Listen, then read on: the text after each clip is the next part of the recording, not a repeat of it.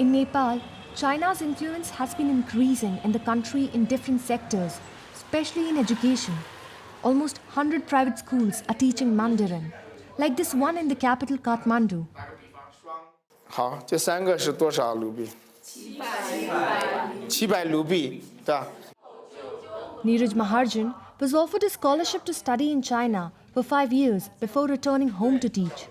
He believes that because of the growing close ties between China and Nepal, it has become crucial to learn Mandarin. We're landlocked, situated between India and China. Learning Chinese allows us to boost our economy through tourism and trade.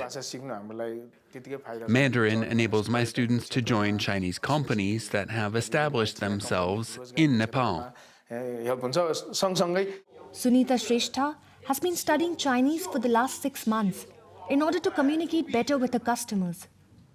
99% of my business is with Chinese people. I work in a company that makes sculptures, and most of them are for temples in China. So it's important to learn Chinese to do business. In addition to investments, the tourism industry of Nepal is also booming, as Nepal's religious heritage attracts Buddhist tourists from China. The town of Lumbini, near Nepal's southern border with India, is one of the most holy sites in Buddhism. These Chinese tourists have come to visit the place where the Buddha is said to have been born. I saw that it was one of the 4 main Buddhist sites, so I wanted to come and see.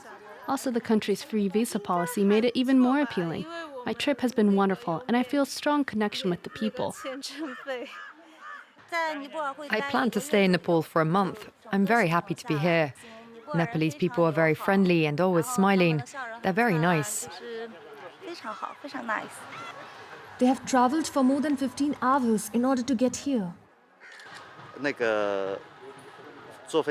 From China, I flew to Kathmandu, then drove to Pokhara, and then took a bus to come to Lumbini. The airport in Lumbini, which was built by a Chinese company, opened in May 2022. The brand new terminal cost 76 million euros. Yet the baggage carousels are barely used, and the display boards show no destinations.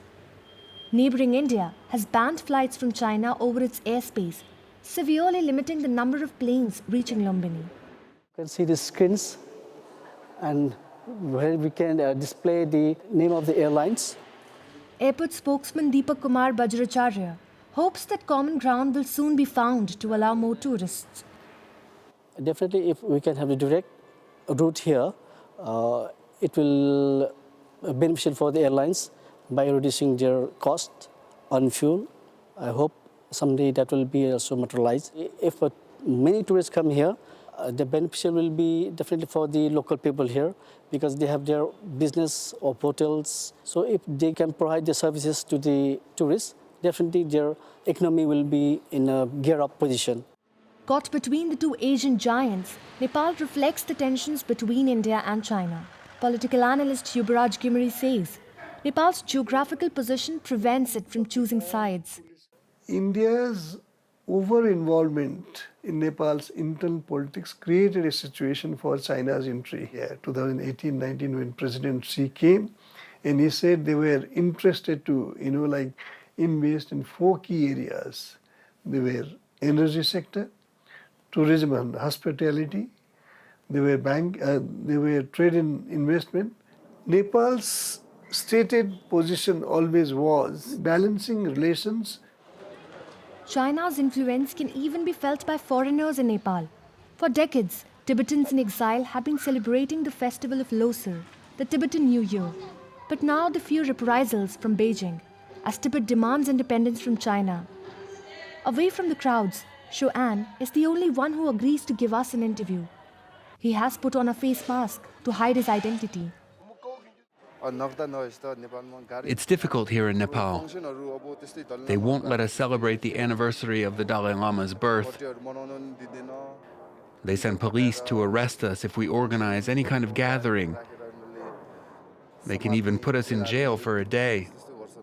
Nepal is not afraid of us, but it can be afraid of China. China dictates and Nepal just follows. The Chinese can't come here and arrest us directly, so the Nepalese government does it for them. In its new Silk Road initiative, China is strengthening its control over the Himalayan nation. The Asian giant has recently invested 230 million euros in Nepal's hydroelectric projects.